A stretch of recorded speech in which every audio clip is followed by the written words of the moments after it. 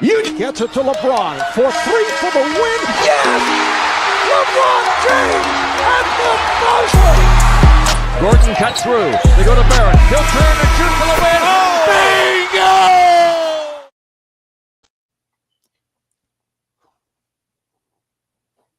That was tough. That was tough. It was one of those games where, I think the energy of the game and Indiana was just kind of sucked out after the Halliburton Achilles tear. Essentially, it's just after that it was kind of like you just saw it after every play. They just didn't have enough. They just didn't have it in them. Yeah, listen, they did. To their credit, they fought. Right? They didn't just completely give up. Which is admirable, but it was too much. Yeah, right. Like it was too much. Without your leader, best player. Like I think we all agree, Halliburton's the best player. He's kind of the engine that makes the team go. So it sucks when it sucks to not have the best players because you want to win and you want their best players to be there when you win. But let's shout out to OKC because we don't know if Halliburton was healthy. Maybe things still go the same way. Like TJ McConnell played well. Like they got some good minutes from everybody else. So it's not. I think we all picked OKC in like 5 or 6 anyways. The fact that Indiana went 7, we got to give them some love. I think OKC was the best team throughout the year, right? 68 games, won during the regular season, won a championship, had a couple tough series, battled through it. Gotta give them credit, like I said, best team all around. SJ played well, Jalen Williams played well. Chet really stepped up this game after really having a rough series. Showed up big in Game 7. So shout out to them. Shout out to Presti. The GM did his thing, building this team, putting this team together. Coaching, all that was great, and shout out to Carlisle too. I think he's the guy that's being a little forgotten over here. I think he's for sure a top 10 coach all time, and I don't think people realize if he had won this Game 7, he might have had the most impressive 2 rings ever. Because no coach in NBA history has 2 rings where they're clearly less talented than the other team, and won. Oh yeah, I guess yeah. That's super impressive. Like the coaching job they did in Dallas, and even here, getting to the finals to a Game 7 against this team. Man, Rick Carlisle. Now I in real time I was questioning the third quarter. Like he didn't play Siakam like at all, and when TJ McConnell, I don't know. I keep calling him TJ McCullough, and I don't know why I call him TJ McCullough. Like it makes absolutely no sense. I've never heard anyone even call him that. Yeah, TJ McCullough. I always call him TJ. Who's McCullough? I don't even know who that is. TJ McCollum is the closest thing, man. I don't know. Okay, TJ McConnell. I just don't like saying McConnell. Like he gets hot. He goes on a little run. What's up, Irvin? He goes on a little run. He brings them to within 3.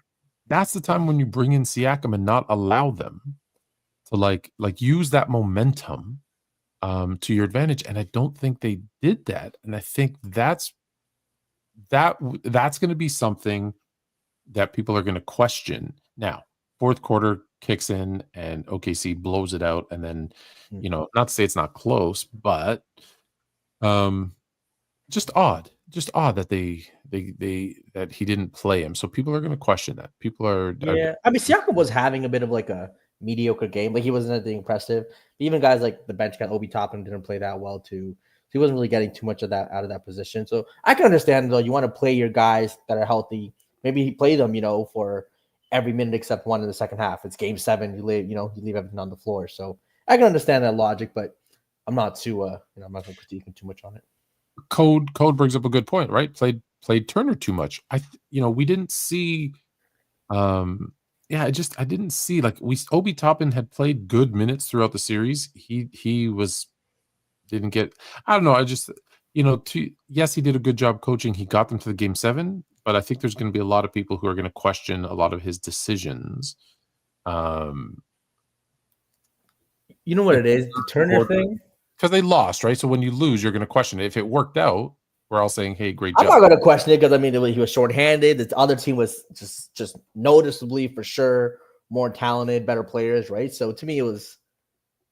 I'm not reading too much into it. The Turner thing, I just think at some point you want to leave your best and most talented players on the floor. I understand some matchups that can get exploited, but he can also shoot the three ball well. Give you a scoring punch. No Halliburton, you're essentially losing. 20 points. So keep him out there. I'm not mad at it. Yeah, and like I said, I had OKC in 5, so them going 7, I'm not gonna give them a hard time. That you took a team that everyone thought was going to beat you in 5, you took them to 7. It does bring up a lot of question marks now, though.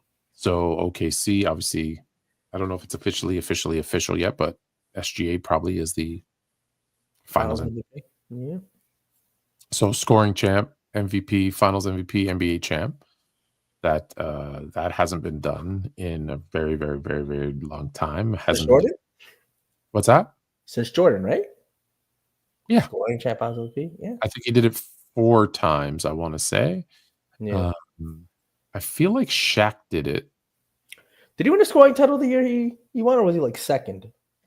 I can't. Yeah, he might. Wasn't that the year? Yeah, wasn't that the year? No, wait. That year. No, I think Kareem and Shaq are the other two to. I thought Kareem and Shaq were the other two to do it ever. But anyway, someone will come in and or he's going to be in a minute, and he'll probably I'll have he does the good research. So now Twitter sphere is going to say he's better than Kobe. He's better than D Wade because he did that. That's what I call it. He peaked higher than Kobe and D Wade. That conversation is going to be there. 100%. Is SGA in the greatest point guard of all time era because he did something that Steph Curry never did? Yes, he's not even better than Tracy McGrady to me. He's better than Tracy McGrady's overrated.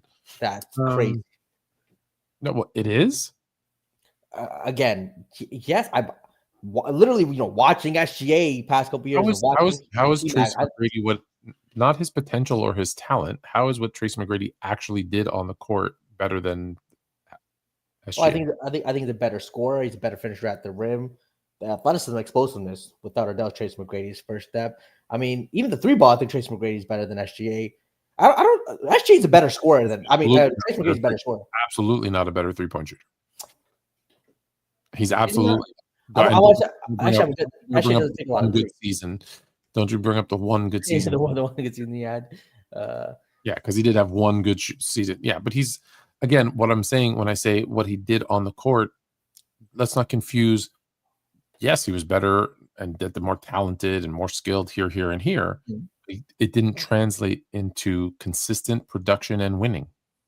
But the winning thing, if you look at the situation, injuries, it's because of injuries. But also Grant Hill was missing in Orlando, Yao Ming was hurt. There's so many situations. 100%. I agree, but you didn't. Those are all the reasons why you didn't accomplish that. Sure. Yeah. So when I look at your career, I look at what you did. Now I can look at why that was the case, but you know what his max playoffs. How many games he played in the playoffs? The most ever in one season. I mean, he never got the first round when he was healthy. I know when he was hurt, they got it past the first round with the Rockets and then with the Spurs. But the most games he ever played, maybe 7 or 8. 7. 7, yeah. The most games he ever played in any season in the playoffs was 7. Sorry, not all of that was because you were hurt. Not all of that because your teammates were hurt. Not all of that. Some of that was because of the decisions you made. I mean, he had some poor games in the playoffs for sure. But thing with SGA had some poor games too. But he had his teammates still be able to win those games. I don't think Tracy was never fortunate enough to have an off game and win. While I think SGA's had that situation happen multiple times this series, and that goes for a lot of star players. I think, even the guy again. I think Kobe too for that. Like he had some games where he didn't play that well, but his teammates were able to kind of step up. He still played great defense, and they were able to win games. Some players just had that luxury, and others didn't. What's up, Ori? What's good, guys? Can you hear me okay? I don't have any. I know. You're hiding in the bathroom or something so the family can't hear you? What's going on? Yeah. No, I had to go in my room. All the kids and everybody's still awake in the living room. So, yeah. So a question came through, and the question is SGA's percentages chance of making it to the Hall of Fame. Oh, I think he's already in the Hall of Fame. You said it right. Everyone makes the Hall of Fame. Like it's just he's already on such a short list. I think that he's got to be a lock already, right? Let's put everybody in. Robert Ory, Alex Caruso, Lou Right. Dort. Let's just throw everybody in. This is list. We're going from 11 to 11:30. So, Ori, since you just joined, thoughts on the new NBA champs? I will not call them the world champs. On the new NBA champs, Oklahoma City. Kind of what you saw, and is this? I ask this every year because we haven't had one in like 7 or 8 years. Is this a team that can repeat? Yeah. So first and foremost, my thoughts are congratulations to the Oklahoma City Thunder. I think they get a lot of credit for sticking out the long race and beginning to the end, being the best team and arguably throughout the entire season.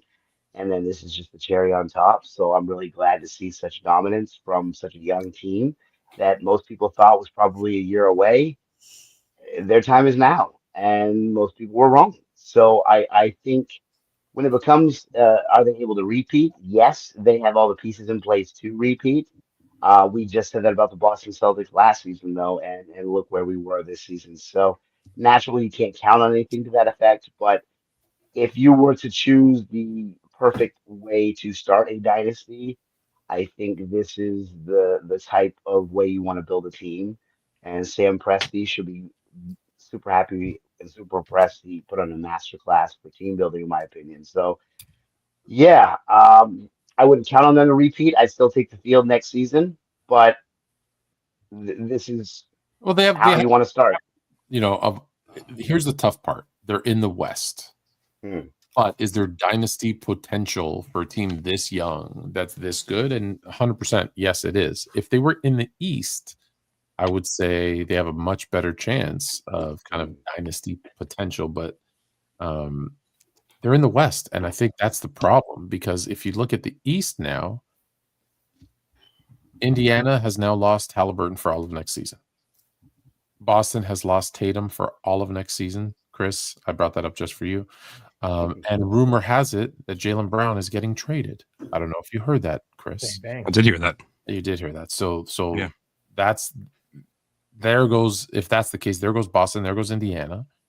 We don't know, every year we think it's Cleveland's Cleveland, and then the playoffs show up and it's no longer Cleveland. The Knicks are still, good, but they will be a question mark. But they're good. They may have jumped to the top of the list just by default. Orlando's the young team now that's going to want to step up, but they're still young. So is it next year? Is it the year after that is going to be their time? And then it's like, but at the end of the day, Fluent, a healthy Raptors team now in the East. We're talking about significant. No, we're talking about real contenders. I'm telling you, man, Brandon Ingram with Scotty Barnes. Nonsense. In the East? Ugh, Jalen, come on. You're building this. I'm telling you, in the Now, East. now, had they traded for team, yes. Had they traded for Giannis, we have a different conversation. Dame's going to be out, so the Bucks are gone. So even with if New York and Orlando are your default best two teams, everybody has a legit shot at the East. Mhm. That's what this Game 7 just did. Was it crowned a new champ and it blew the door open up on the East.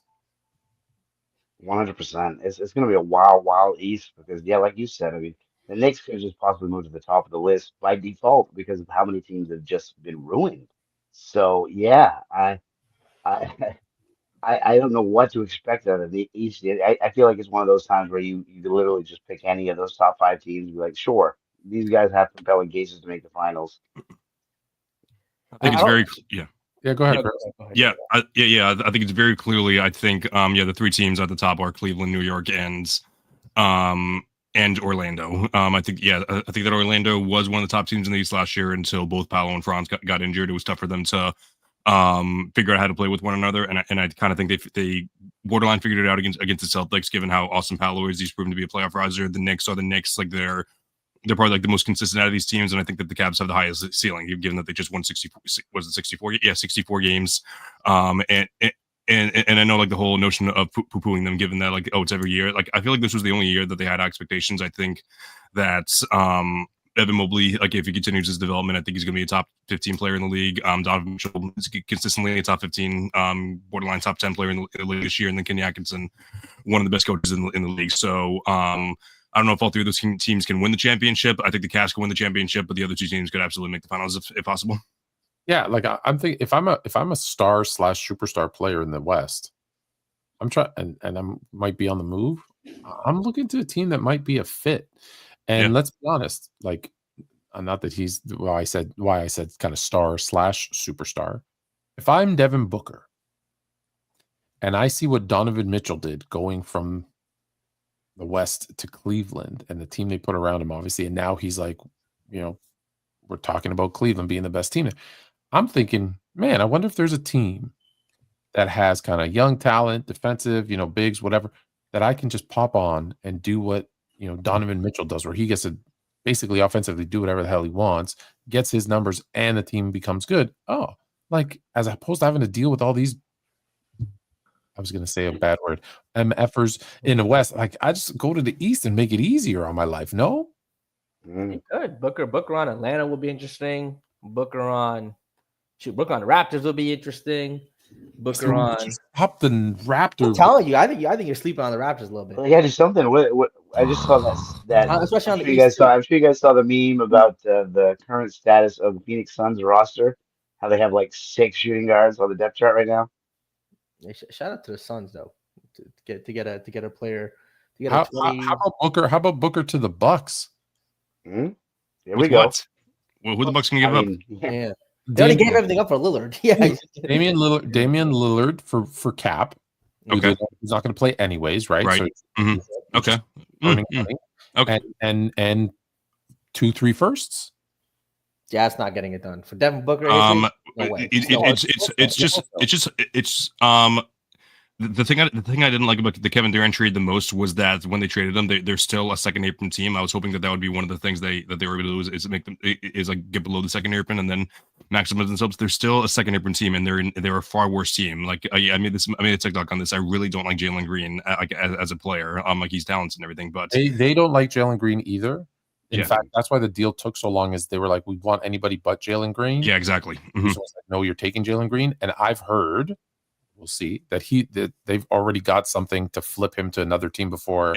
And I've already started making lists as to which teams would fit, and I don't know what teams would. Jalen Green is a talented scorer. I don't know what else he could be. I'm sure there are ways to improve his playmaking. You give up a guy who's going to get you like 20, 25 a night, who's 23 years old for a 37-year-old for a couple of years. It's a ridiculous. It's absolutely ridiculous trade. Houston. Give up a 23. Whoa!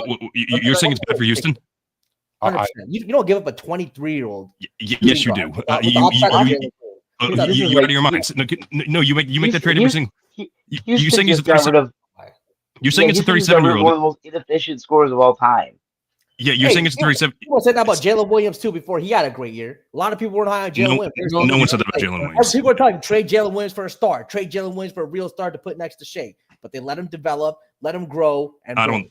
So I'm going to go back a few months to what I said. Houston, when they were eliminated from the playoffs, and everyone said, "Okay, oh my God, they're good, they're young, they're this or that, there's a chance." And I said this to Chill on Fluent and Chill. I said, Houston's going to do something stupid, like try to speed up the process and trade for a guy like Kevin Durant, and it's going to ruin everything that they've built. And he's like, "Well, who are they going to trade for Kevin Durant?" And I said, "They'll probably trade Jalen Green and some other pieces." And it's exactly, and I'll go find the tape so I can clip it and show everybody, but that's exactly what I said.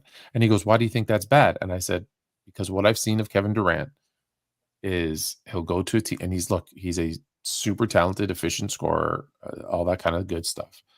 However, with the exception of Golden State, where it was a perfect scenario, Kevin Durant is a mercenary. Kevin Durant is a guy you hire to try to get you over the hump, right? Golden State realized, we're not going to get by LeBron unless we do something.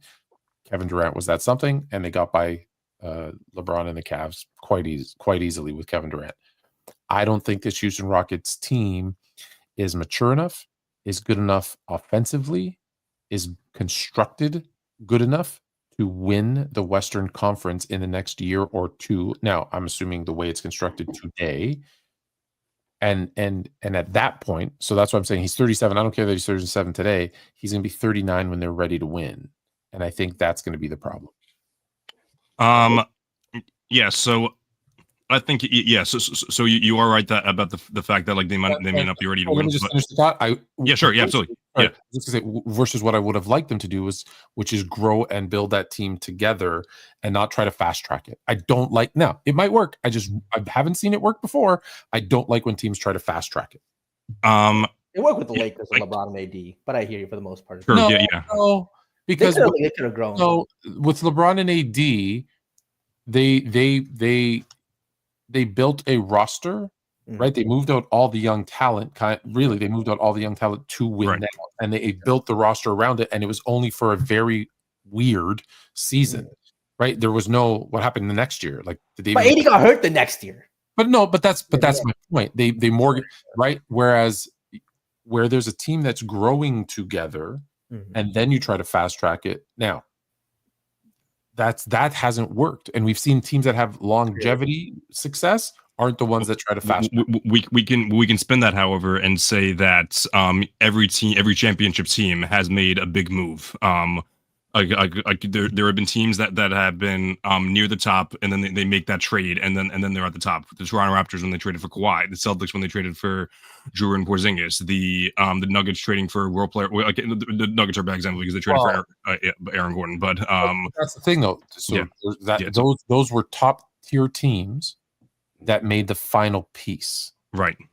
Houston, respectfully, although I don't care where they finished in the standings, they're not a top tier deep playoff run team. If you look at the Raptors, as an example, I'll give you the other one too. The Raptors won more games than every other team in the NBA with the exception of the Warriors. And it wasn't like they were getting killed by everybody in the playoffs. They were literally only losing to LeBron. And they made a trade that brought in Kawhi, and at the same time, LeBron went to the Lakers. So they got rid of the boogeyman, and they made a trade to an already good established team that had veteran leadership, had won a bunch of games, had a few had some playoffs. Battle tested. What was the other team you used? The Celtics. Yeah, the Celtics have been to the NBA final. Yeah, fair. Then brought in a perimeter defender and a big. Well, they were there. And is like young. Like imagine throwing Kevin Durant on Orlando. I would think you would say that's crazy. That's what I feel Houston did. I don't think it would have been crazy for him to go after Orlando, but if they gave up like Franz Wagner, it'd be crazy. Yeah. That's fair enough. Okay.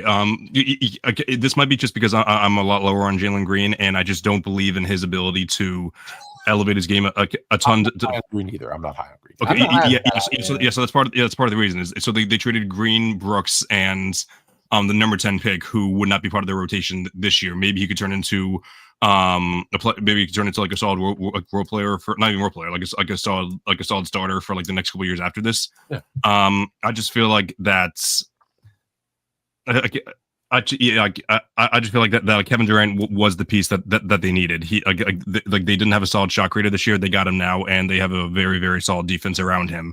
And we can say that like Kevin Durant's the way that he's gone to certain teams and it hasn't worked out. That's definitely true. But however, I also feel like that's missing context because he was also traded to teams that didn't have great roster construction around them.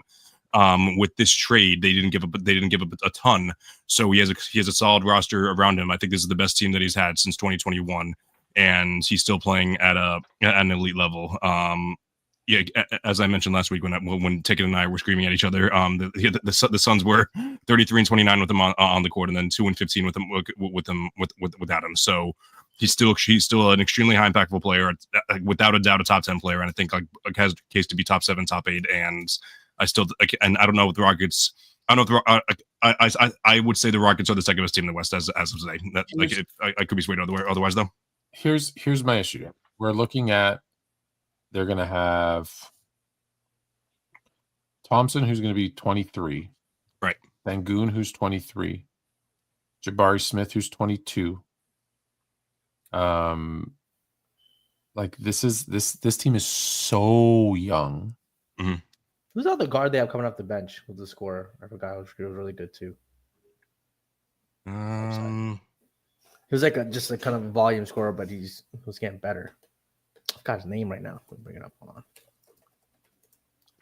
I think the reason they traded Jalen Green is because they expect a jump up from him. Cam Whitmore. Campbell, Yeah. I think they expect him to make a jump. Maybe Reed Shepard, I always thought was going to be a great college guy. Wasn't going to transfer to the NBA. And was right about that. He hasn't really done too but much. Reed's going to be 21. Yeah. Cam's going to be 21. Putting Kevin Durant with a bunch of 21 and 22-year-olds, to expect them to mature and develop that fast, and respectfully to Kevin Durant, he's not a leader on teams, right? Yeah. Statistically, scoring. We agree with that. Yeah, we agree with that part. Yeah. Yeah, he's not the leader. How is he going to take these young guys and get them to be like, you know what I mean? I just don't think he's that voice. And they listen, whatever you want to say about Dylan Brooks, they did lose some toughness. They did lose some defense. True. They did lose some attitude. And, so as I'm with you on Jalen Green, I'm not high on him. I would have rather they allowed those guys to grow together for another year or two, get them to 24, 25 years old. Okay, then you want to make a move, make a move. Yeah. But I don't think listen, I'm going to stick to my guns. I said it 2 months ago that I think KD's going to come and ruin whatever chemistry and whatever growth was going to happen. If I'm wrong, cool. I'm okay to say I'm wrong. Kevin Durant, great job. I don't think we're going to see that.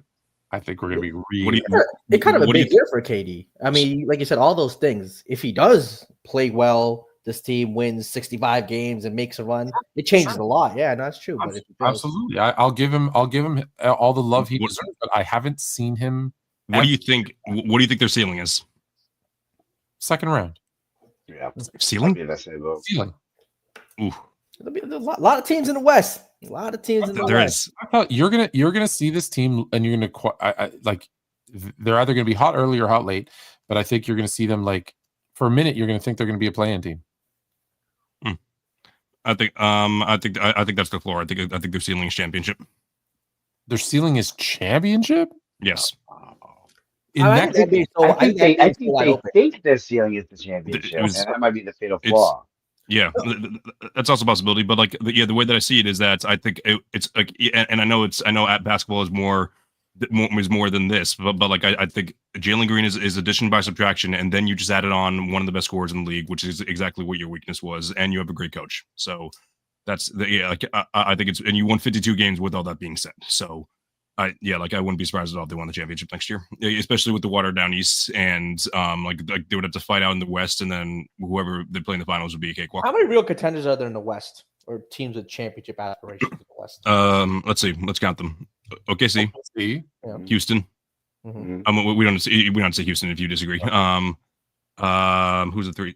Is Golden State a contender? I would say OKC, Denver, Minnesota. Yes. Minnesota. Golden State or no?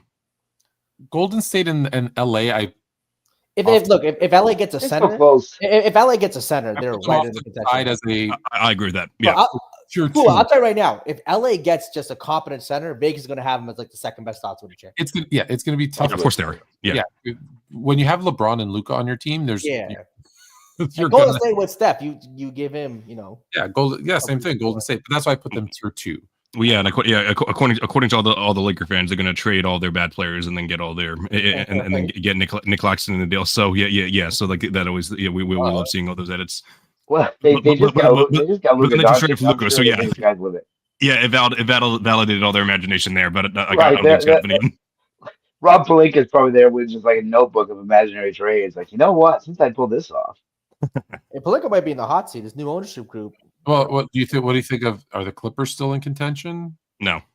I mean, hey, they had a great regular season. It's still sure did. Back to the Kawhi thing again every year. What about Memphis? I mean, no Desmond Bain. If it wasn't for a jaw injury, no.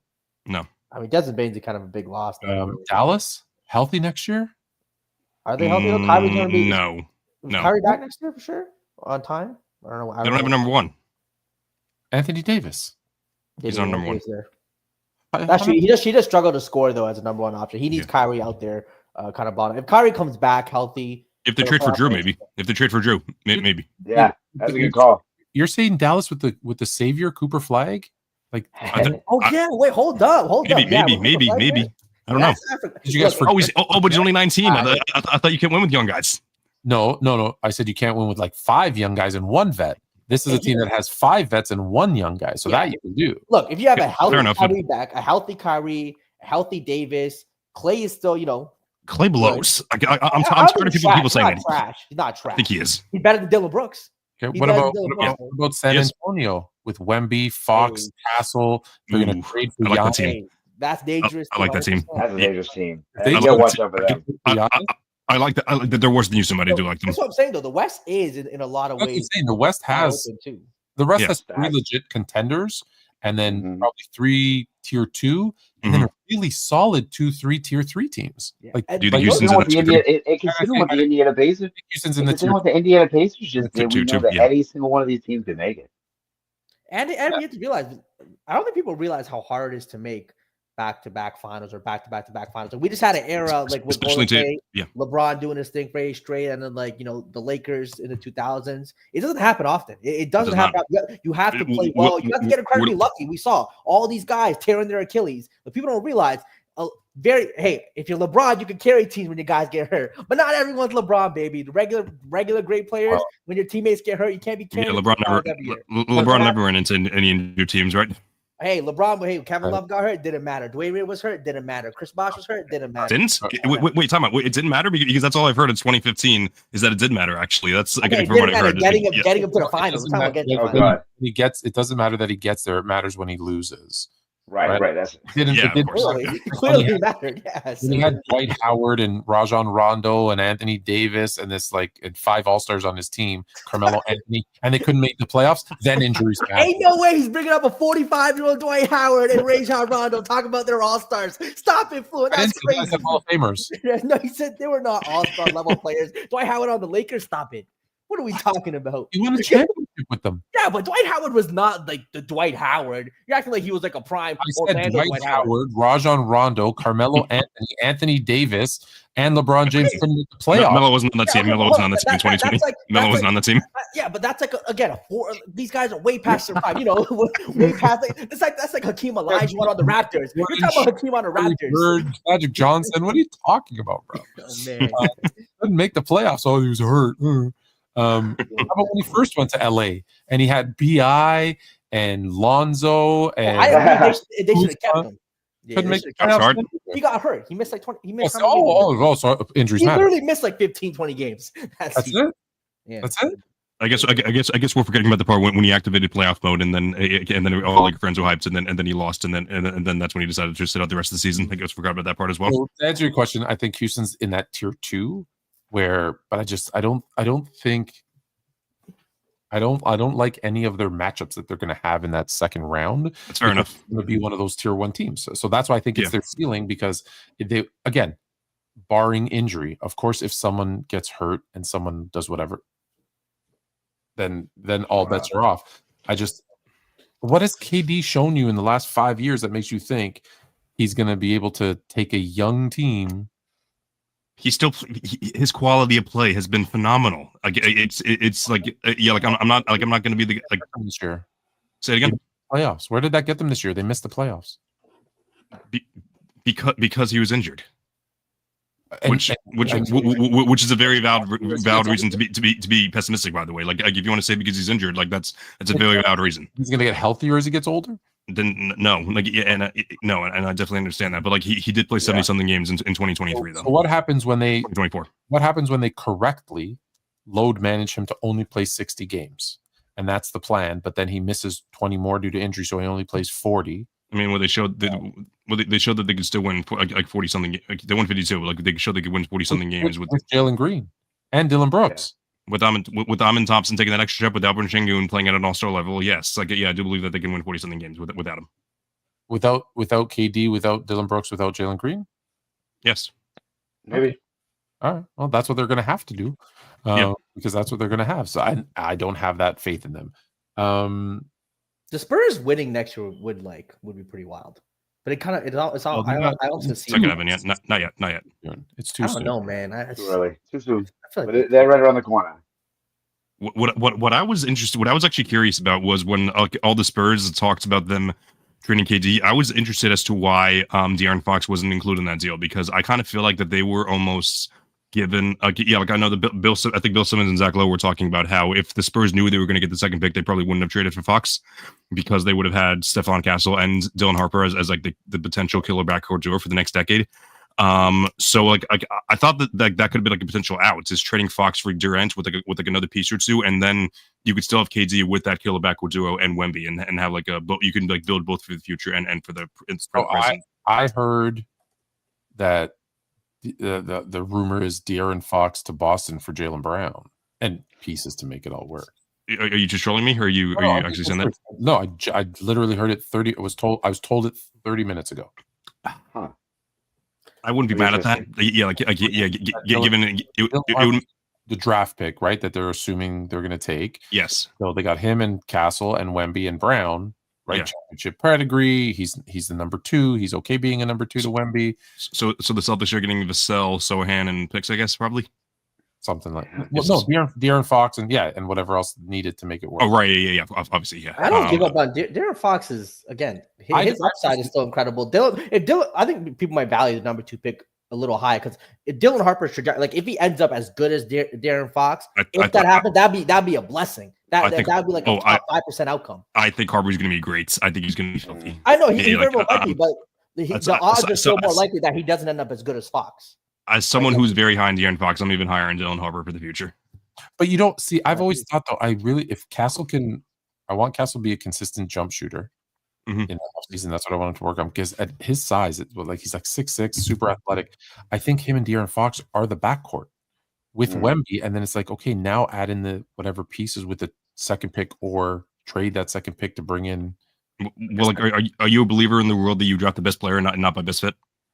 Yes. Oh yeah, 100%. Yeah, okay, yeah. Every time someone drafts for fit, it's always backfired.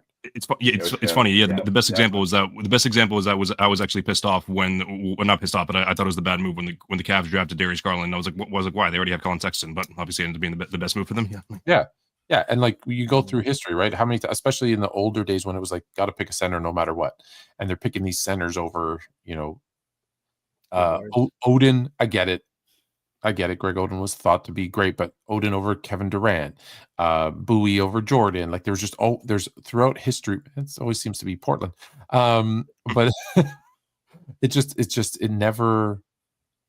like people get too cute, right? You're a guy on the Raptors, with Bruno Caboclo and all these random Rafael Arujo. Like they always try to like do these like, don't get cute, man. That's the best player. Take the best player, like, and then make it work after. Because if he's the best player, then and it doesn't fit what you want, no problem. Someone will take him off your hands. Like everybody's tradable. 100%, yeah. The draft just goes through like eras. Like I said, first it's like you never pass up on a tall center that can move right and score, right, no matter what the guard does. Yeah. And I think there was an era where everyone remember with the Dirk era, and we took Andrea Bargnani. Yeah, everybody was taking European.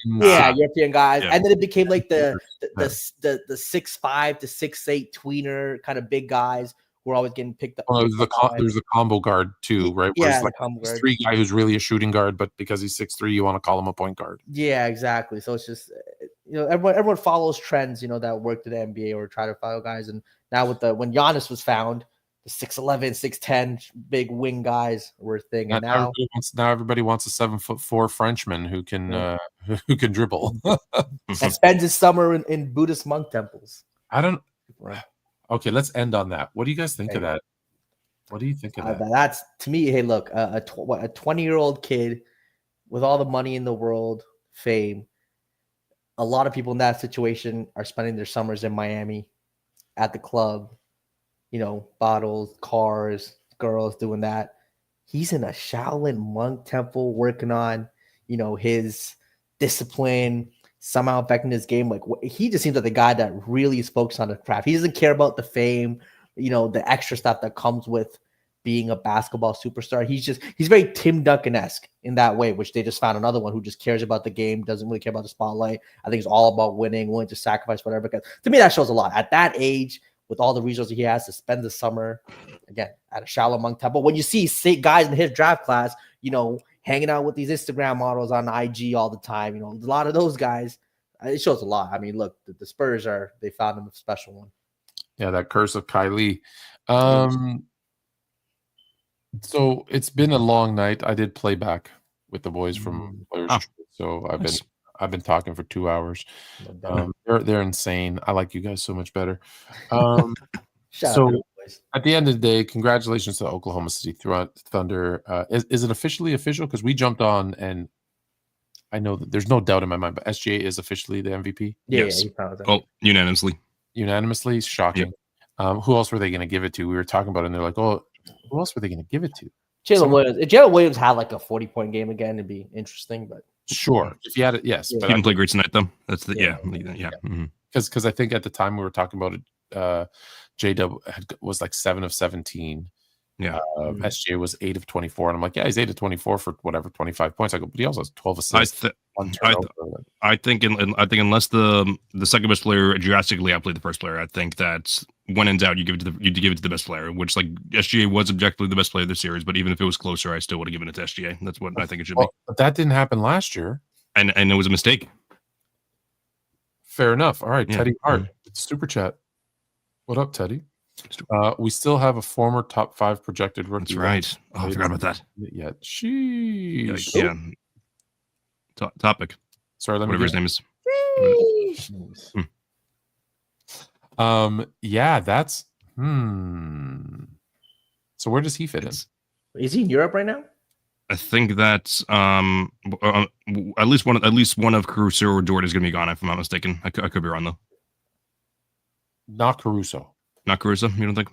No, I think Caruso just like the earned the admiration of his teammates and fans. Right, like I was one of the ones that right away was like, why the hell would Chicago trade Caruso for Giddey? Like I'm so low on Giddey with nothing else. Like it was no draft capital attached. That was ridiculous. I was so low on Giddey. Yeah, and that's going to be a huge for them. And I think Dort, and I actually really like Lou Dort too. But if you got to pick one, I think Caruso can give you more offense in certain scenarios than Dort can. Right. And so that's the trade-off. It's like, okay, like, you know, he put up 20 points in the NBA Finals, right? Like he can give you some scoring occasionally when you need it. Not that this team really lacks scoring, but if you have a defensive guy who can score and another guy who's like I hate Lou Dort's shot selection. Yeah. I just saw him like a 3-and-D guy for the most part. shooting these three. I just saw him shooting these threes though, and I'm like, no, like now's not the time. You don't need it, right? They left you open for a reason. Right, it's different if you scheme to get that person open and you got them an open 3 and they shoot it. It's different when the team is leaving you open for a 3 because they want you to shoot it. Right? I think I think the scariest thing about this Thunder team though is because like I know that like last year I was saying like it's great that like this not only the Celtics won the title, they also locked up Tatum and White and like they have their guys locked up for the next 2 years after this. Part of me was also saying at the time, okay, they're like, even though whether they win or lose, they're not going to want to go into the second open again. They're going to have to trade probably Porzingis and Drew. Like and I was saying this even before the Tatum injury. OKC, they won't have to like go deep into the second apron until I believe after the 2028 season. So 2027. So they have this year, they just won the title. They have next year and the year after that. Yeah, they've got but like and they're going to get screwed by the apron because they're going to have to pay SGA, they're going to have to pay J-Dub, and they're going to have to pay Chat's all a bunch of money because they're going to J-Dub is already made they're all going to get the max and they're going to have to let go some guys. No, they're not. I'm telling you right now, no. What do you mean? OKC is the second smallest market in the NBA. Oh, sign SGA. And when J-Dub comes up for his money, it's going to be they're going to trade him for some pieces. Yeah, I wouldn't be that. Sometimes you got to operate like that. As good as certain things came out of that second apron, it's made it next to impossible to build dynasties. Yeah. Yep. Virtually impossible. The only team that probably built it in a way that they could probably get away with it is Golden State, but that's only because their best player was injured, and when he signed his extension, Steph Curry, it was so below market for what he became that they had money to do other things. That's so rare. Like normally you draft someone and they come in hot and you got to pay them.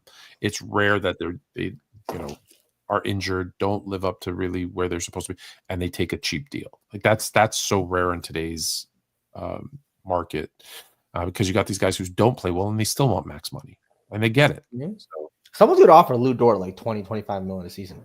I'm telling you, Lou Dort's getting like 20. Yeah, Is he free agent? I feel like I heard that somewhere else. Yeah, like I don't know that I'm the one brought up, but I don't know how much. 25 is nothing. That's cheap. I mean, yeah, I guess, and yeah, today's NBA really is. But we'll take a look. Once you sign two max guys, you only have room for like one or two other players at that. So at that level. So next year he's owed 18.2 mil, and then the year after that is a club option, which is interesting. But yeah, like I wonder if they trade him next, like sometime around the All-Star break or something, just because like 18.2 mil is a lot of money. Yeah, so like they can get, I don't know, like he's a solid asset. I don't know, 18. I think 18.2, which is the same he's going to make next year. Like there's no raise. I don't see why they wouldn't take that. The cap probably goes up, so it's probably even better. That's true. Yeah, kept going up. Yeah, cap goes up, so 18 is like 15, 12 right now. So I think that actually works to their favor. Now, will he be happy about it? That I don't know.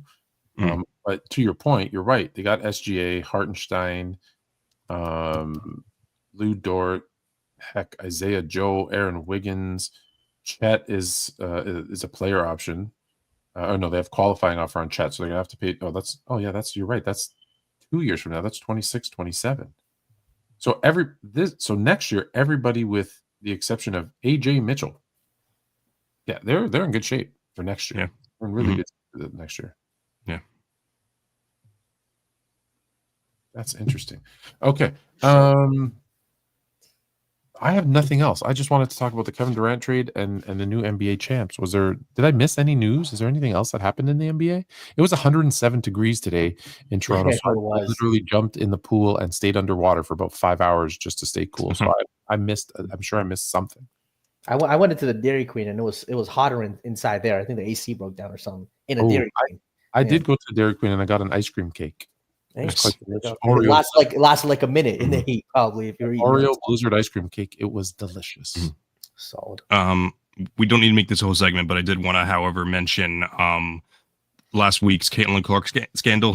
Her getting lit up by three, getting lit up by three, by three players on the other team. I forgot which team they were playing. Yes. One of them by Marina Mabry, who I went to high school with. So, which funny because people are saying, because like they only pay attention to the one thing about like, oh, like people are targeting Caitlin Clark.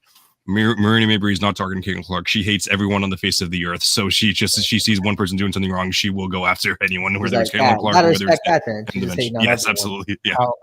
How you went to high school with her? Like she was 2 years above me. Does she hate you too?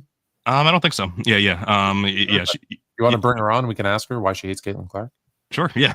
It is. Yeah. She was in most of my older brother's classes. So she'd remember him. I don't know if she'd remember me though. That's awesome. Hey, cool. What about the Lakers? Leaving the Buss family. New ownership group. This ownership group also owns the Dodgers, which are big money players. They do own the Dodgers. I think it's great for LA because I've said a million times, it always rubbed me the wrong way to have an owner in Jeannie Buss that is worth less money than their best player. Like her net worth is low, and that always bothered me. So this is the right move for the Lakers long term. However, call it conspiracy theory or whatever you want to call it. Here's what I believe.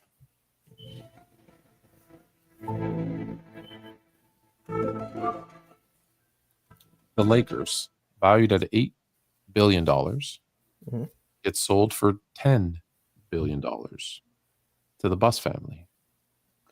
In 2 years, LeBron James will have played with his son Bronny and Bryce and be ready to retire and hand the team over to Luka Doncic and the ownership of the Dodgers, who includes, by the way, Magic Johnson, which I think that's right, yeah, which I think is very nice.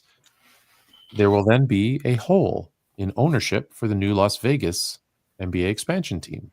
Ooh, and who better than Jeannie Buss and her super best friend, who we see hugging in the stands and loving. They're clearly Jeannie loves LeBron, not in that way, in a nice, proper way. No disrespect to Savannah, We know that LeBron can't afford to buy the team because his net worth is only $1 billion. Like he's you need at least like 5 or 6 billion in. I think they need $8 to $10 billion. They could probably get more, but if the NBA is so rigged that they would trade Luka Doncic to LA to build up the LA market and then give Dallas the first overall pick as compensation, what's to say that their plan is not, well, now sell the Lakers to this conglomerate for $10 billion, take that 8 of that, put $2 billion in your pocket because you need some spending cash, and take the other 8 with LeBron James as minority owner and have Jeannie Buss and LeBron, who Jeannie probably also wants to get rid of her brothers. So now it can be her and LeBron partnering up. I'm sure there'll be some other people with some money there. And now you can have the Las Vegas franchise, which automatically legitimizes the Vegas team. One, it'll already be that because it's in Vegas. But now you have Buss, who's basically ran the Lakers for years, and LeBron is the minority owner. Instant credibility. It's perfect. I hear you. I mean, I wonder. I mean, she still owns a part of the Lakers. It's just she's staying on. I don't know if it was 100%. She's staying on as like the governor. Yeah, for basketball. Yeah. Yes. So again, I don't know what percentage, but most of it obviously sold for that 10 billion number. I still think there's a lot of other people with more money who the NBA might want to include. I think LeBron will be involved as a minority, but yeah, I just think they'll be. Who would they want? So Seattle and Vegas are probably the 2 teams that they're going to expand to. Yeah. Who would they want more? I'm not gonna lie. If I was the NBA, I'd be looking at the Middle East. I might want to get one of those owners out here. But they don't want that. They're not interested in the NBA. They're not interested in that money. I'm telling you, they're interested in that money. They're not interested in that money coming from there. I don't believe. Yeah, no, I thought just get that money. I feel like the government wouldn't allow that. Like, yeah, I feel like that would be a the government wouldn't. I mean, they're buying all the soccer teams for crazy money and it's fair enough. Yeah, I think they want to kind of branch out to all sports. Yeah. I think that would be interesting. If not, there's always some rich private equity firm. But who would you rather have? Prince, whoever that no one's ever heard of, or Jeannie Buss and LeBron? I mean, look, the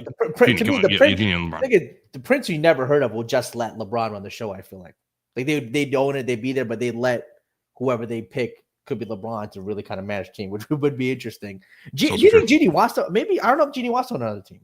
Maybe she's just tired. I don't know. Yeah, maybe. Maybe. Yeah, also possible. Yeah. But look, either way, I think LeBron was going to be a minority owner in this team. They've already talked about it. Adam Silver already said, a certain NBA player wants to be like. Yeah, he's said it 2 years ago.